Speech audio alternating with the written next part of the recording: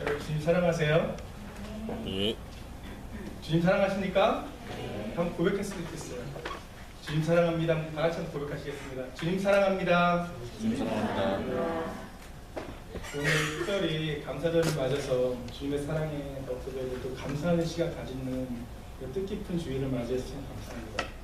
지난주에 우리 혜수 학생이 저한테 와서 다음 주가 추수감사주일인데 감사 찬양을 했으면 좋겠다고 얘기를 하더라고요. 네, 그래서 여기 참 은혜로운 시간이었죠. 같이 한 마음으로 이렇게 찬양하셨을 텐데 하나님께 영광에 우리 혜수자매에게 또 격려에 박수를 한번 드립니다.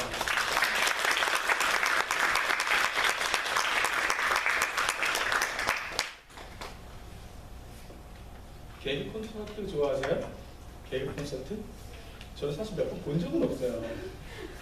몇 번 본 적이 없는데 굉장히 이제 부분적이지만은 그래도 성경적인 좀 내용이 담겨 있었던 코너가 있었다고 합니다. 그것은 바로 감사합니다라는 코너였어요. 제가 사실 연습 무지 했거든요. 제가 무지 연습했습니다.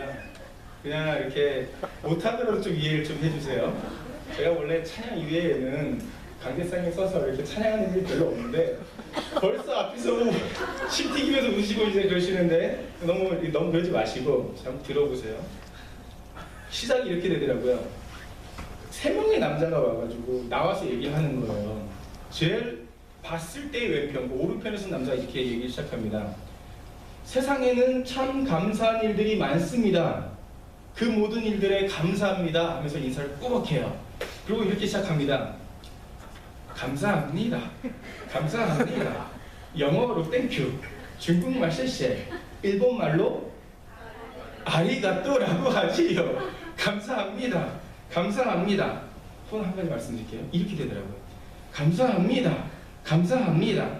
친구들이랑 떡볶이 먹는데 마지막에 딱 하나가 남아있는데 친구 녀석이 먼저 집어 짜증났는데 자세히 보니 대파였네. 감사합니다. 감사합니다. 친구 녀석이 대파를 먹어가지고 이제 감사하다고.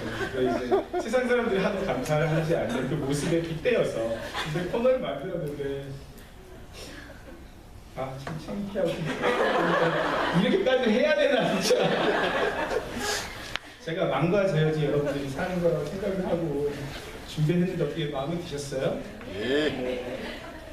오늘 우리가 감사 주일을 맞아서 정말 세상의 사람들도 감사가 소중한 걸 아는데 하나님께서 우리에게 베풀어 주신 감사의 모든 것을 돌아보고 또 하나님께 영광 돌리는 그런 시간 되기를 원하면서는 말씀을 전하도록 하겠습니다. 시편 54편은요 다윗이 하나님께 감사의 고백을 드린 편입니다. 오늘의 시편을 이해하기 위해서는 먼저 6절 말씀을 읽고 이해를 해야 됩니다. 우리 다 같이 6절 말씀 읽도록 하겠습니다. 시작. 다시요, 잠시만요. 우리 소리 들어가면서 시작. 내가 잠재로 주께 제사하리라. 여호와여 주의 이름에 감사하오니 주의 이름이 선하시니이다.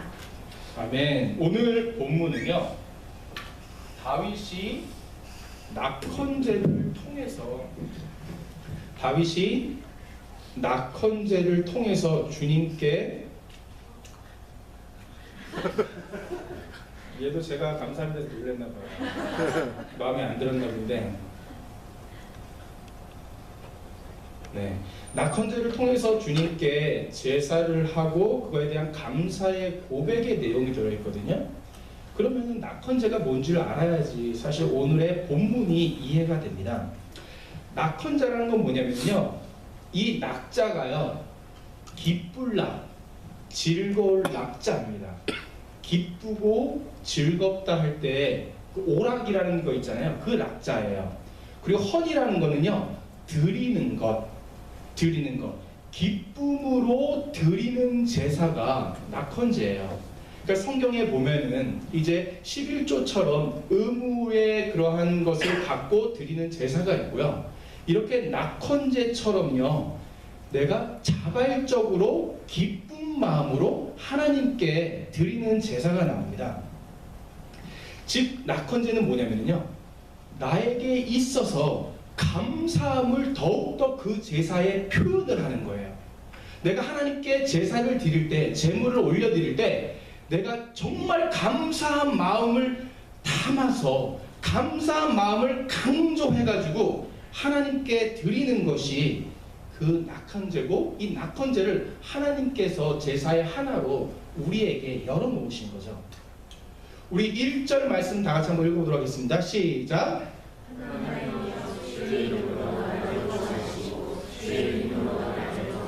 아멘. 먼저 그러면은 오늘의 이 낙헌제를 통해서 하나님께 기쁨으로 감사하는 이 시간을 지금 다윗이 갖는데요. 그럼 무엇을 감사했는지 우리가 먼저 찾아봐야 됩니다. 다윗이 지금 얘기를 하고 있는 것은요, 나중에 이 부분이 다 이해가 될 텐데, 여기서 보면 나를 구원하실 것을 믿고 사실 감사를 드리는 거예요. 그리고 나를 변호하신다. 그러니까 여기에서 그 원래 다윗이 사울에게 쫓기고 있는 상황이었거든요. 근데 나에게 영생을 베풀어 주시고 나를 죄에서 구원해 주신 하나님께서 나를 또한 사울의 손에서 구원하실 것을 믿고 감사를 하는 것입니다. 지난주에 이렇게 주말에부터 좀 따뜻했지만 지난주 초에 좀 추웠잖아요. 집에 파이어플레이스가 있어가지고 그 파이어우드를 좀 태우는 게 있었어요. 이렇게 태우는데 이렇게 나무를 태우니까 이제 연기가 나오면서 이제 불이 붙고 뜨겁잖아요. 불이 붙고 뜨거워지는데 나중에 이 목재가 타가지고 빨갛게 숯으로 변하면서 나중에 재로 되는 거죠. 근데 빨갛게 숯이 되면서 저의 마음속에서 이러한 고백이 흘러나오더라고요. 하나님, 나에게 있어서 이 영생의 문제, 이 죄의 문제, 구원의 문제가 해결되지 않았다면 정말 성경에 기록되어 있는 것처럼 우리가 그 영원한 형벌, 그 무섭고 무서운 그 지옥에서 우리가 있을 수밖에 없는데, 이 파이어플레이스에서 타는 거기에도 손을 댈 수가 없는데 그곳에서 살지 않게 된 것이 얼마나 감사한지 모르겠다는 그런 고백이 흘러나오더라고요. 크리스천은 주님을 만나면서부터, 나에게 영생의 선물이 주어지면서부터 사실 감사를 깨닫고 감사를 드리는 것이 우리 크리스천의 삶인 줄 믿습니다. 그 이스라엘 사람들이요, 성경을 가장 중요시하면서 탈무드 또한 그 가르침을 굉장히 중요시하잖아요. 탈무드에 이런 말이 있다 그래요. 혓바닥에 감사합니다라는 말을 버릇들이기 전에는 아무 말도 하지 말아라, 아무 말도 시작하지 말아라 라는, 감사를 가장 중요시 여기는 말을 먼저 하라 라는 그런 말이 있다고 합니다. 우리가 정말 나를 구원하신 하나님, 나를 영원한 형벌에서 구원하신 하나님을 우리가 확신한다면 우리 가운데서 이 감사함이 늘 풍성히 흘러나와야 될 줄 믿습니다. 또 무엇을 감사했죠? 다윗이 하나님이여 내 기도를 들으시며 내 말에 귀를 기울이소서. 다윗이 구하고 또 믿었고 감사한 것은 하나님께서 그의 기도를 들으셨다는 거예요. 우리가 기도합니다. 우리의 기도를 누가 들으실까요? 하나님께서 들으시죠. 우리와 함께 하시고 우리를 아시고 우리의 마음을 아시는 하나님께서 우리의 기도를 들으시고 하나님의 뜻 가운데서 구하는 그 모든 기도의 소원들을 이루어 주심에 우리는 감사하게 되는 것 같습니다. 제가 그 전에 사역했던 곳에서요, 이제 보통 이제 그 신년 첫 예배를 드리거나 아니면 수련회를 가거나 그러면요, 아이들한테 기도의 제목을 받고 그리고 안수의 기도를 하는 시간을 갖습니다. 그 기도의 제목들이 있는데 그렇게 기도의 제목들을 이렇게 봤어요. 그리고 한 청년의 기도의 제목이 있었는데 기도의 제목이 세 가지였더라고요. 자기의 믿음에 대한 기도의 제목이 있었고요. 두 번째는 이제 그 자매가 이제 공부를 이제 약대 공부를 했는데 신분의 문제가 해결되지 않아가지고 사실 일을 하지 못했어요. 근데 자기가 이렇게 직장의 문제를 놓고 기도하고, 세 번째는 배우자의 그러한 기도의 제목을 갖고 기도를 하는 시간이 있었는데 그 쪽지를 이렇게 봤어요. 근데 그 자매가 한 얼마 전에, 올해 몇 달 전에 결혼을 했습니다. 결혼을 하면서 신분의 문제도 그리고 직장의 문제도 모든 문제가 해결이 됩니다. 그 자매의 기도의 제목을 하나님께서 응답해 주신 적이 있습니다. 네. 우리가요, 기도할 때 하나님께서 우리를 얼마나 사랑하시는데요. 우리가 주님 안에서 구하는 그 기도의 제목들이 나를 위한 것이 아니라, 하나님, 내가 결혼을 통해서 그 믿음의 가정을 통해서 하나님께 영광 돌리기를 원합니다. 내가 공부를 통해서, 내가 직장을 통해서, 사업을 통해서 하나님께 영광 돌리기를 원합니다. 그 제목을 하나님께서 왜 안 들어주시겠어요? 하나님께서는 우리의 기도에 귀 기울이시고 내 입의 말에 귀 기울이시며 우리와 함께 하시는 하나님이신 줄 믿습니다. 우리가 감사할 수 있는 거예요. 우리 4절만 읽도록 하겠습니다. 시작. 하나님은 나를 돕으시며 주께서는 내 생명을 붙들어 주시는. 아멘. 하나님은 어떤 분이시라고요? 나를 돕는 분이시고, 또 주님은 무슨 분이세요? 나의 생명을 붙들어 주시는 분이세요. 하나님은 우리를 돕는 분이신 줄 믿습니다. 최근에 받은 짧은 글이에요. 청년에게서 받은 짧은 글인데, 또 누가 보냈냐 이렇게 모르시는 분이 없으시죠? 짧은 글 이렇게 보냈습니다. 저에게. 목사님, 오늘 너무 감사해요. 항상 드는 마음이지만 제가 교회에서 목사님을 만나게 된 것, 그리고 이렇게 좋은 분들을 만날 수 있게 된 것, 정말 베다니 교회의 신자로서 함께 생활하게 된 것을 항상 하나님께 감사하고 있습니다. 또 성숙한 신앙인이 되도록 노력하고 계명을 따라 사는 신앙인이 되기를 소망합니다. 라는 글을 저에게 보내줬어요. 한국말 중에서 어려운 말이지만 이심전심이라는 말이 있어요. 알아요 혹시? 이심전심. 거기 민영이가 끄덕끄덕하는 거 보니까 열심히 공부했나 봐요. 이 자매의 마음이요, 사실 저의 마음이거든요. 왜 저는 이렇게 생각해요? 이 자매의 마음이 우리 모두의 마음인지 믿습니다.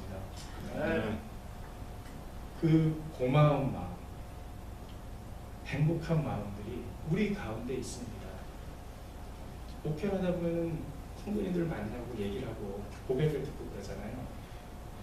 그러면요, 이런 글을 받아요. 한 교우자분께서는 이렇게 전달을 들었는데 어떻게 말씀하시냐면은, 한 주 동안 이렇게 지내면서 너무 우리 교우분들이 보고 싶대요. 그 대청부 자매들, 형제들, 대청부 형 너무 이쁘대요. 그리고 또 다른 분을 통해서 들었던 얘기는, 이제 졸업을 해야 되는데 그전에는 정말 이렇게 돌아오기 힘든 마음에 장소가 이곳이었지만 함께 신앙생활하고 하나님께서 회복을 주어지신 가운데서 이렇게 신앙생활을 하니까 너무 좋다는 거예요. 너무 신앙생활하는 거 좋은데 졸업하려니까, 떠나가려니까 마음이 이렇게 좀 무거운 마음이, 떠나기 싫은 마음이 있다는 그런 말도 전달해 드렸어요. 또 어떤 분은, 목사님, 저희 가정이 정말 하나님의 뜻이 있거든, 이곳에서 퍼머넌트한 잡을 잡고 교회를 섬기길 원합니다 라는 고백도 들었습니다. 마음은 다 똑같은 것 같아요. 하나님께서 정말 우리 베다니 교회를 사랑하시고 한 명 한 명의 마음을 만지시고 회복 주시고, 또 우리 가운데 새 힘을 불어넣어 주시는 줄 믿습니다. 우리를 도우신 하나님, 우리를 도우신 하나님이 계시기 때문에 우리는 참 행복한 사람들이에요. 우리 5절 말씀 한번 읽어볼까요? 5절 시작. 주께서는 내 원수에게 악으로 갚으시니 주의 성실하심으로 그들을 멸하소서. 아멘. 또 우리가요, 감사해야 될 내용 중에 한 가지가 뭐냐면요, 다윗의 고백처럼요, 다윗이 뭐라고 얘기했죠? 내 원수에게 악으로 갚으시리니, 여기서 원수는 사실 자기의 목숨을 해하려고 하는 자부터 시작해서 자기의 부정적인 의미를 남기는 그 모든 것들을 얘기하는데요. 그렇기 때문에 이걸 사실 사울로만 보는데 문제가 있습니다. 그들을 위해서 복수로 얘기하고 있죠. 내 원수에게 악으로 갚으시리니 주의 성실하심으로 그들을 멸하소서. 지금 감사의 내용은요, 하나님께서는 성실하십니다. 하나님께서는 한결같이 저와 함께 하십니다. 하나님께서는 모든 것을 이루시는 분이십니다 라는 고백을 하는 거예요. 근데 잘 알아야 될 것이 있습니다. 내 원수에게 악으로 갚으시리니 주의 성실하심으로 그들을 멸하소서. 원수가 있잖아요. 그 누가 갚는 거예요? 하나님께서 갚으시는 거예요. 원수가 있다면은 그것은 내가 갚는 것이 아니라, 내가 무엇인가 해서 이기는 것이 아니라, 원수는 하나님께서 갚으시는 줄 믿습니다. 원수를 생각하거나 혹은 덕이 되지 않거나 나에게 어려움을 주는 주위의 모든 것들에 있어서 나는 그것을 판단하고 정죄하는 것이 아니라 하나님께 맡기고 나는 하나님만을 바라보고 나아가는 것이 참 신앙인의 모습인 것입니다. 그때에 하나님께서 책임지시는 것을, 하나님께서 갚으시는 것을 보게 됩니다. 제가 한국에서 대학원을 다닐 때 그 교회론을 공부할 때가 있었어요. 근데 교회를 몇 개의 교회가 정해져서 그 중에서 한 교회를 선택을 해가지고 조별로 가서 그 교회의 예배에 거의 많은 예배들을 참석을 하고 그 리포트를 제출하는 그러한 시간이 있었습니다. 근데 제가 이제 당시에 제가 이제 택했던 교회는 젊은 청년들이 많이 가는 서울에 있는 한 교회였어요. 한 교회였는데 그 교회에 가서 예배를 드리고 금요기도회 모든 예배를 많이 참석을 했죠. 예배를 참석을 했는데 저에게 있어서 한편으로는 마음이 굉장히 무거운 것이 있었습니다. 목사님의 설교를 듣고 들으면서 물론 배우고 얻는 것들이 많이 있지만 그 설교의 내용 중에서 굉장히 큰 부분이 현대 교회에 있어서 잘못된 점들을 바라보고 비판하는 거였어요. 사실 저는 아시겠지만 목회자에 대한 그 비판이라든지 그런 부분을 조심스러워서 거의 하질 않습니다. 저에게 말씀을 해주셔도 제가 그거에 대한 답변을 거의 하지 않고 오히려 이 목사님 왜 이렇게 변호하시지? 라는 생각을 들 정도로 아마 저는 이렇게 얘기한다는 걸 아마 아실 거예요. 사실 목회자에 대한 부정적인 얘기는 너무 조심스러운 것이 하나님께서 그들을 구별하여서 세우셨고 하나님께서 책임지실 그 때문이에요. 하나님께서 갚으실 거기 때문에. 또한 중요한 이유가 한 가지 있어요. 목회자에 대해서 그렇게 얘기를 하는 것은요, 성도님들의 신앙생활에 조금도 유익됨이 없기 때문에 제가 그것을 얘기를 하질 않습니다.